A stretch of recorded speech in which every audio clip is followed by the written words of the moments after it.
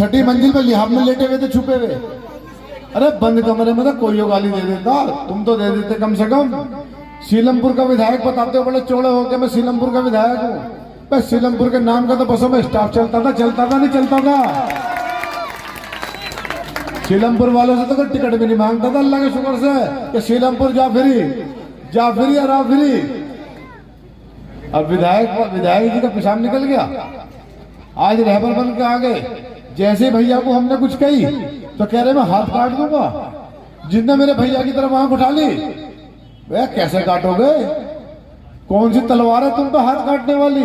अगर ये मर्दानगी, मैं उसे बुरा नहीं कह रहा, आदमी का अपना अपना दिल होता, कुछ के कमजोर भी होते हैं, कोई बात नहीं है।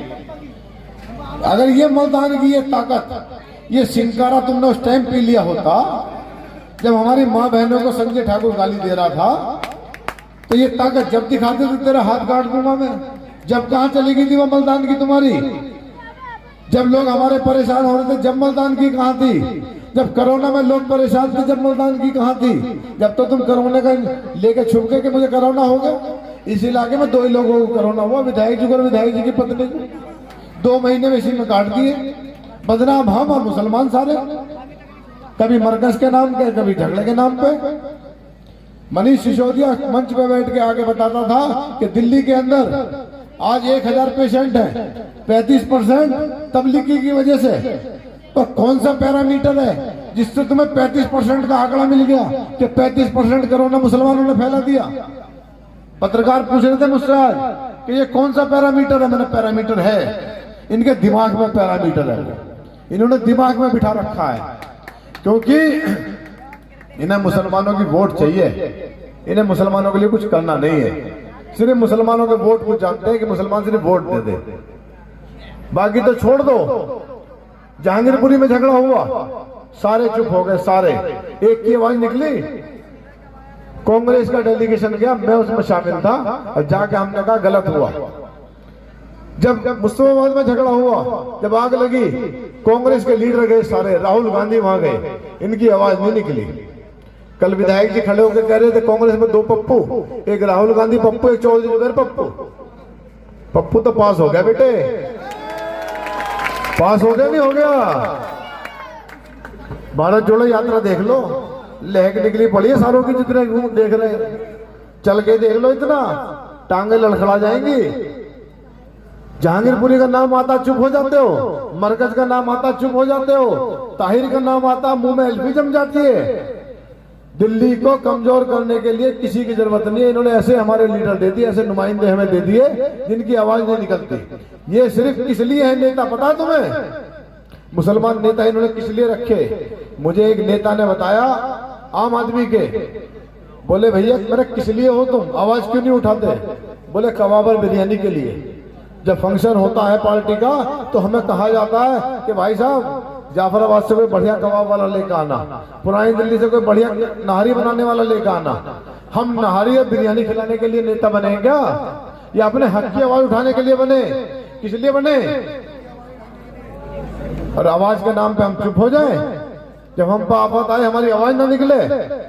हमें कैसा रहबर चाहिए? अड़ने वाला चाहिए या भगने वाला चाहिए? इलाके को छोड़ के भग जाए वो चाहिए? जब नहीं चलेगा, नहीं चलेगा, नहीं चलेगा, डरपोक नेता नहीं चलेगा, नहीं चलेगा, नहीं चलेगा, नेता मजबूत। जब गुजरात के अंदर राबिया का मामला सामने आता है तो उससे कहा जाता है बिल्किस बानो के मामले में कि बिल्किस बानो अकेला ऐसा मामला आया जिसमें पूरा हिंदुस्तान का हिंदू मुसलमान दुखी हुआ। गुजरात के हिंदू मुसलमान एमएलए ने लिख के दिया राष्ट्रपति महोदय को कि इन्हें वापिस जेल में डालो। जब दिल्ली के मुख्यमंत्री से पूछा जाता है कि बिल्किस बानो आपका क्या स्टैंड है, दिल्ली के मुख्यमंत्री कहते हैं नो कमेंट्स, मुझे इस पर बात करने की जरूरत नहीं है। क्यों जरूरत नहीं है? क्योंकि गुजरात में तुम्हारी वोटों से काम नहीं चल रहा, दूसरी वाली वोटें चाहिए। गुजरात जाते हैं, कहते हैं कि नोटों पे लक्ष्मी गणेश जी के फोटो लगा दो, क्योंकि वोट चाहिए। ये काम तो बीजेपी ने भी नहीं करा। और सच्चाई बता रहा हूं, हमें ऐतराज नहीं है, तुम्हें किसी के भी फोटो लगाओ, तुम तो औरों के भी फोटो लगा दो, जितनों के लगा रहे, हम पे क्या फर्क पड़ रहा? अगर फोटो लगाने से 500 का नोट 1000 में चलता हो तो खूब लगाओ, फर्क पड़ रहा है हमें कोई? लेकिन ये मानसिकता दिखती है इनकी। हमारे वाले भी सब चुप हो गए। जब उसकी बीवी पे मुकदमा लगता, मैंने अब तो बोलेंगे, फिर चुप। उसके 17 साल के बेटे पे मुकदमा लगता तो चुप। इलाके के एक आदमी से विधायक जी ने बुला के कहा कि अमानतुल्ला कैसा आदमी है? उन्होंने कहा बुरा आदमी है। तो बोले देखो मैं इसलिए नहीं गया उसके यहाँ, अब तुम्हारा निगम पास है तो उसके घर गया। मैं उसके घर नहीं गया, उसके लोगों से मिला, उठला मिला के। अब मैंने कही हमारा पार्टी के पूर्व विधायक आसिफ मोहम्मद खान घर गए उसके, सबने वीडियो देखी होगी, और उन्होंने कहा कि जब मेरे लोगों का मसला आएगा तो पार्टी बाद में, हमारे लोग पहले। और मैं भी कह रहा हूँ जब मसला हमारे लोगों का आएगा तो पार्टी बाद में, आप लोग पहले, चाहे वो किसी पार्टी का हो, किसी मामले का हो, हम सीना ठोक के उसकी हिफाजत के लिए खड़े हो जाएंगे। लेकिन इनकी आवाज नहीं निकलती, इन्हें लगता है कि नहीं 1000 साल राजा रहना है। मैंने एक बार कबल देखी अकबर बादशाह की।